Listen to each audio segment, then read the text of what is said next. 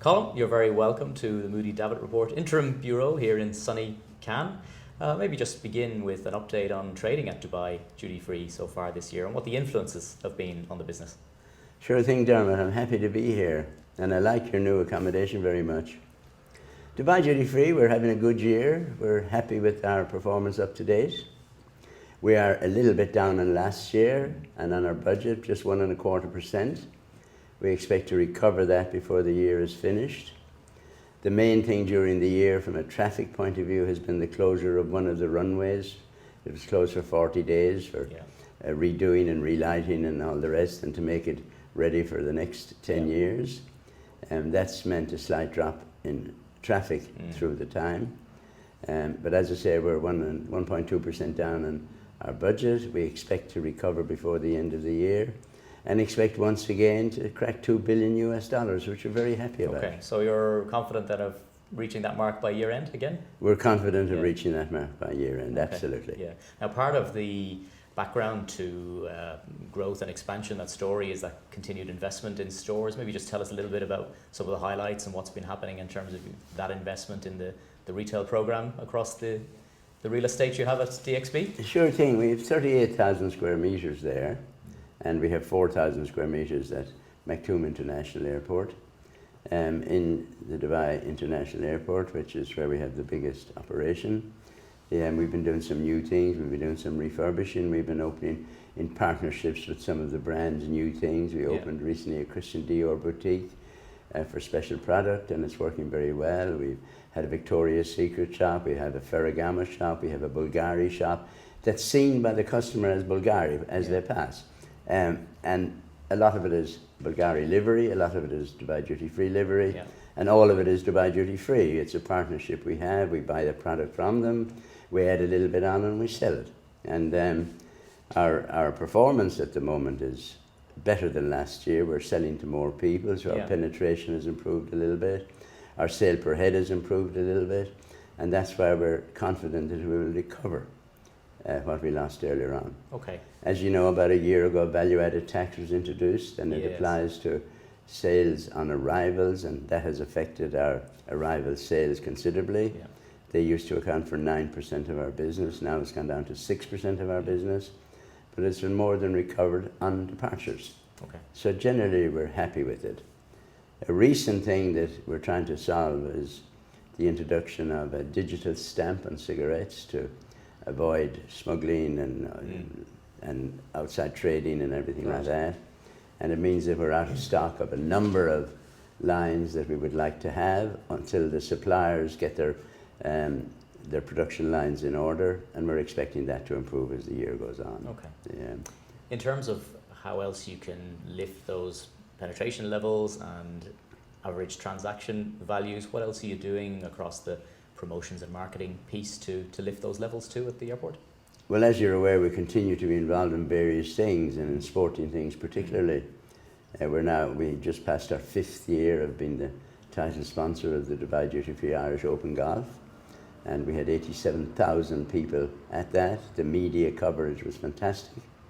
If you take our Dubai Duty Free Tennis Championships, figures we get from the ATP and WTA indicated that the media value of that to Dubai last year was in excess of $1 billion.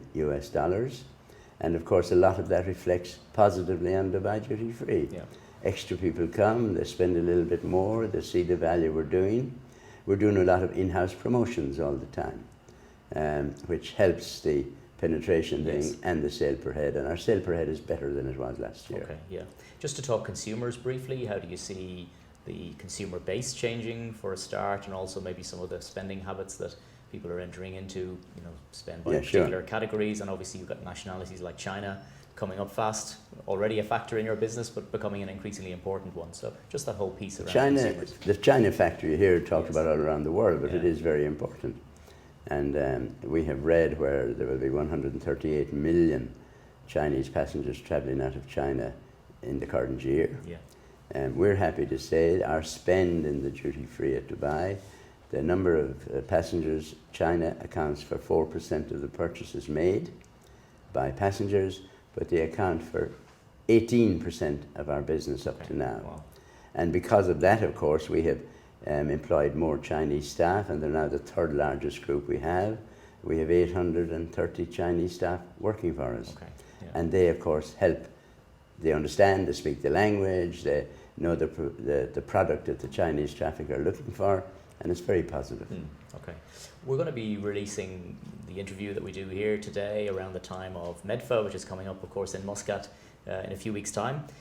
And obviously a lot of brand owners in the audience and people who'll be listening to this from the brand and supplier point of view. What's your message overall to the brand community out in the business? What does a good partnership with a brand look like to Dubai Duty Free, and what more perhaps can they do to help you build that business? Well, I think the brands would realise, the ones that have joined with us in joint products, they're very satisfied with it. And I think all the other brands should have a look at that, and this will be talked about a little bit at MEDFA, I guess.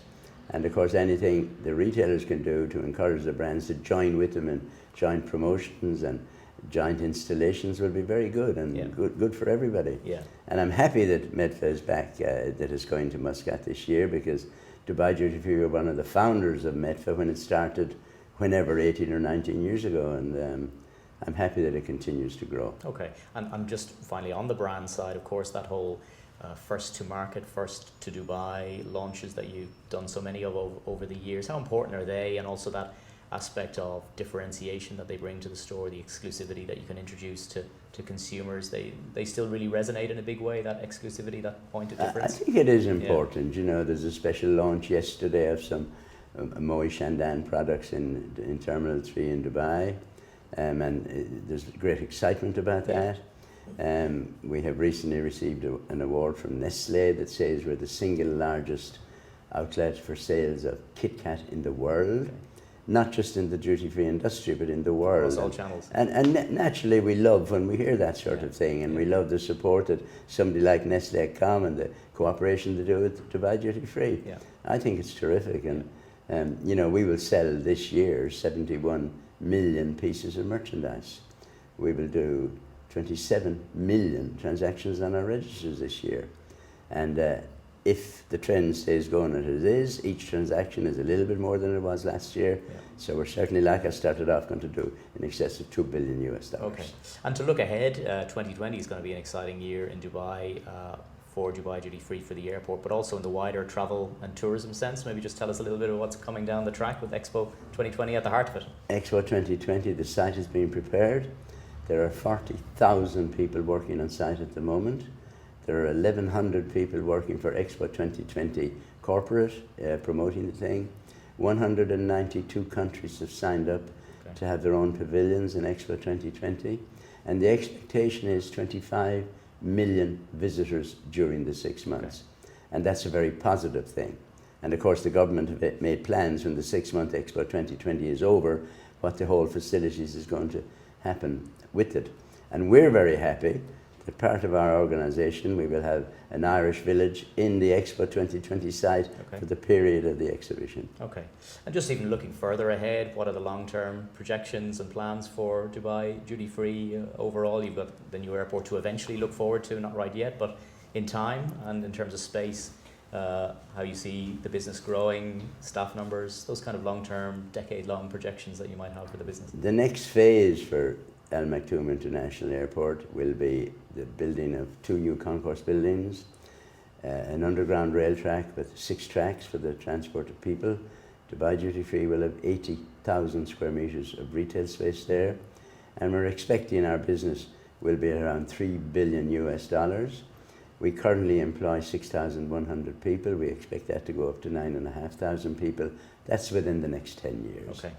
And the airport, the Maktoum International Airport, when that extra building is finished, will have a capacity for 135 million passengers. The forecast for the airport this year is 88 million. Okay. Well, Colm, we wish you well on that continued journey, of course. Many thanks for joining us here in sunny Cannes again, and we wish you all the best. Colm Mcloughlin, thank you very much. I'm happy to be here, Dermot, and thank you very much for your time. Thanks again.